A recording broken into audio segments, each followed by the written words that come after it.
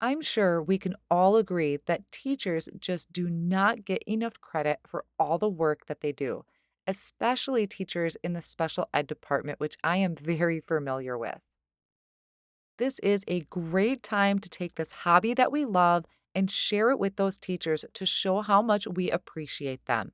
And today I'm going to be creating 2 cards doing just that. Hi everyone, I'm Mindy Eggen and welcome to my channel. Be sure to subscribe, like, and share the video and hit that notification bell so you're notified when new videos are posted. Now, one of the main products that I'm going to be using today is the Simon Says Stamp Layering Apples Stencil. It gives you an example on the back, and it is a 4-piece layering stencil. So the first layer is the open apple image. Then we have one that's going to add kind of some shading to it. The third one is the stems, and the fourth one is the leaves. I am taking a piece of Hammermill cardstock and I added some repositionable tape to the back to stick it down to my grid mat that I have placed on my glass work surface. You may have noticed that I've been doing this quite often. One of the reasons is because I have less ink to clean up. All of the ink, the excess ink is on that paper. So that's really the main reason I've been using these grid mats lately, and I love them. Now, for the first layer of the stencil on this first project, I'm going to do them all as red apples. And I'm starting with Abandoned Coral Distress Ink. Once I have that whole area covered of the stencil, I can remove that and bring in the second layer, which is going to add kind of this shaded area to the apple. For that, I will be using Lumberjack Plaid. Now, if you don't have these exact colors, you can use any 2 different shades of red or even the yellow or greens that you may have from your ink collection. I really like the distress inks because, for one, they blend beautifully with a blending brush, and two, they are just a really nice, a vibrant ink, and I wanted a really bright red apple for the front of my project. Now, for each layer of the stencil, I am holding it down to my grid mat with some Post-it tape. So I just remove that and reuse it for the next layer of the stencil. I have it placed at the top and the bottom. Now, for the third layer, I am using Gathered Twigs Distress Ink. This is a small area. It's just going to be the stem for the apple. These are looking super adorable. And then for the last layer of the stencil, which is going to be the leaf on the apple, and I'm using Mowed Lawn for that. This is another layer that is not very big, so it's not going to take up a lot of ink.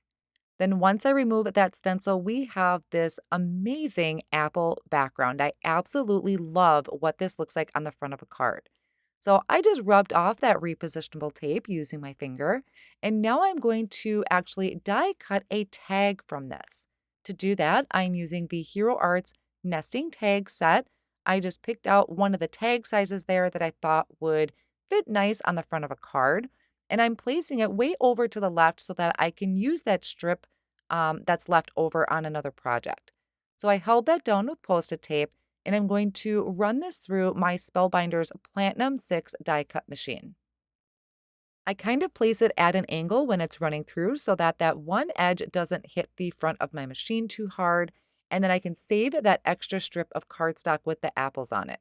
Now, as I had my die cut machine out, I went ahead and die cut another plain white tag, and I'm going to layer them together with a tape runner. So that's going just to add a little bit of stability because the Hammermill cardstock I'm using is not super heavyweight. I'm going to create a background to add some interest to my card front, and I'm using the ticking background stamp. Now, this is a really neat stamp set, very nostalgic. I did stamp it in a red and a blue just to kind of play with the different kind of color combinations with it. But what I ended up doing is stamping it in a light gray ink. So I removed the foam insert from my Misty tool. I placed the stamp down so I could pick it up with the door of the Misty.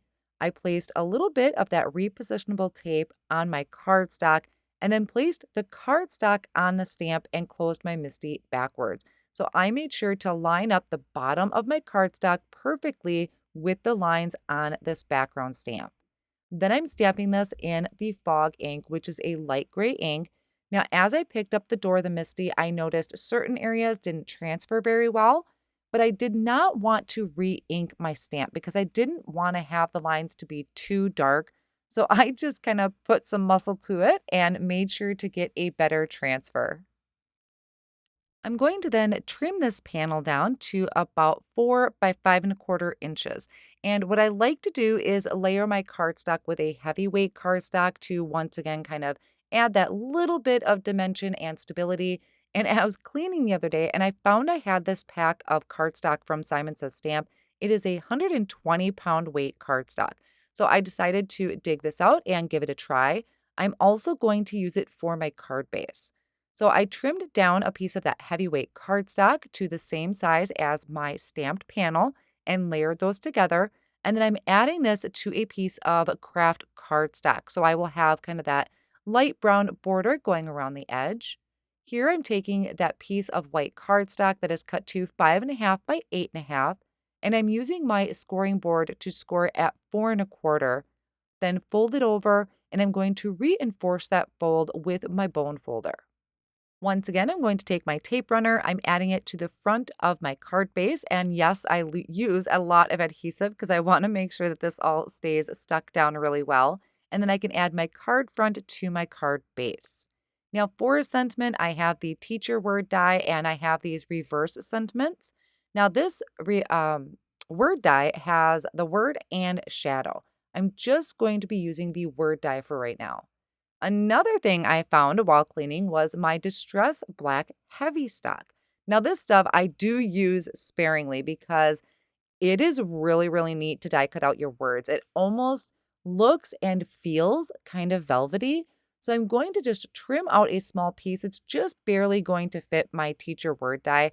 This is going to be on the front layer of my word because once again, I will die cut out multiple teachers out of plain black cardstock and layer them together to build up that dimension. So even though it sounds like I'm building up a lot of dimension, there really isn't a ton. It's not going to be super thick or super heavy. So I use my tweezers, of course, and some Connect glue that I have in a fine tip bottle to layer up that word teacher, just making sure that that kind of nice cardstock is on the top. I kind of want to have a sentiment that says, I used my good cardstock for you. I think that would be a really fun card. Now I'm just going to pick out a small sentiment that I'm going to put underneath. I'm using my mini paper trimmer to trim that out. I'll also die cut out, or not die cut, but trim out some scrap pieces of black cardstock to about the same width as my reverse sentiment. And something I always forget to do is taking a black Copic marker and going around those edges to just kind of give it a finished look.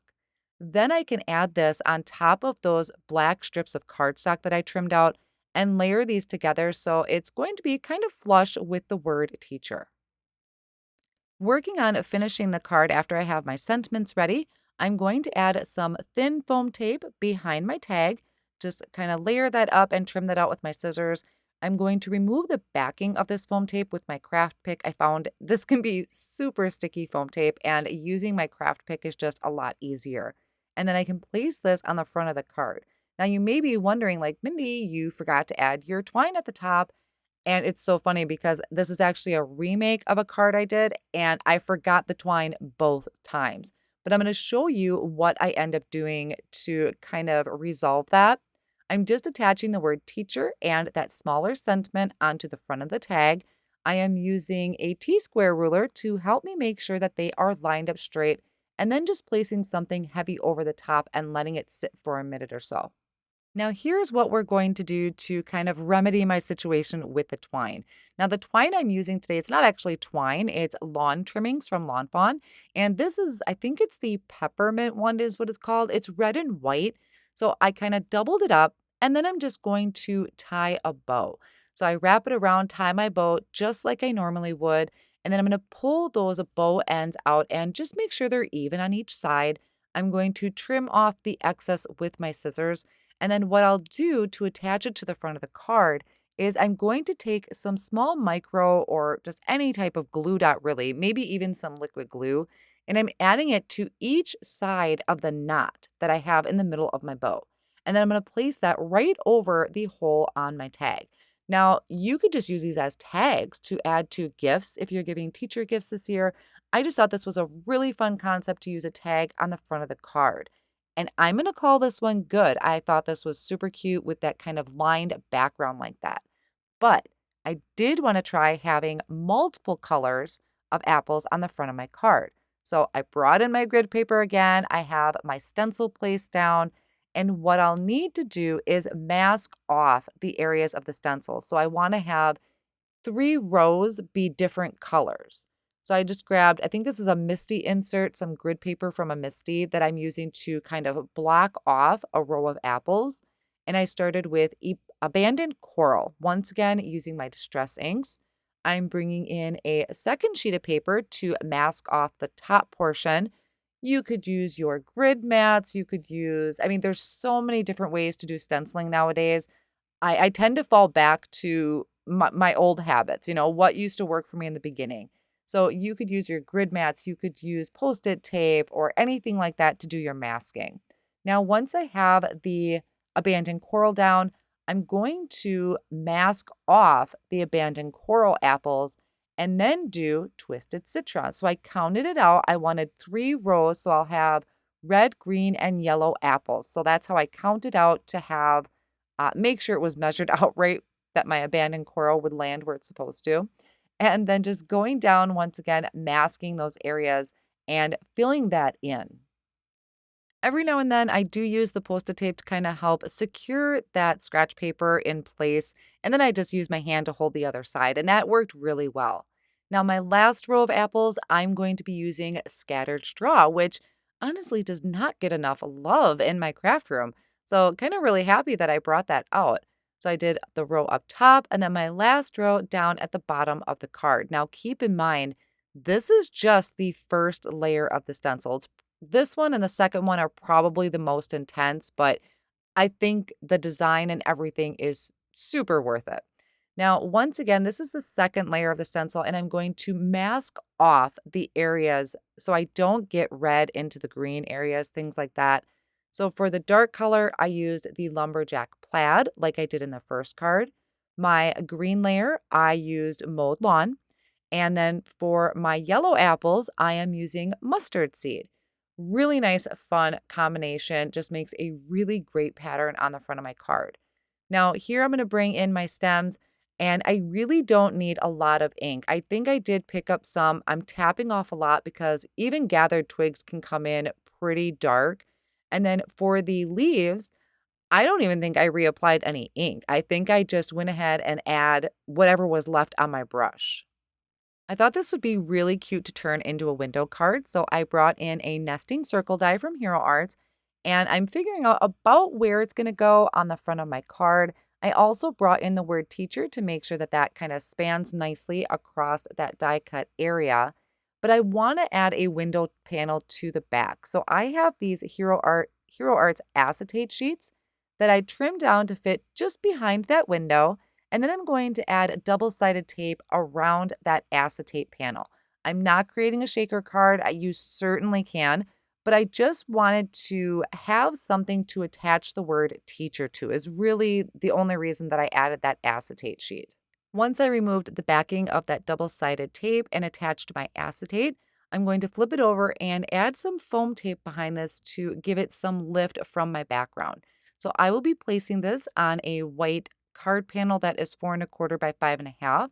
Just going to make sure that my margins are even going around the edge, which I love that little white strip, and then having that white center I think ties together really nicely.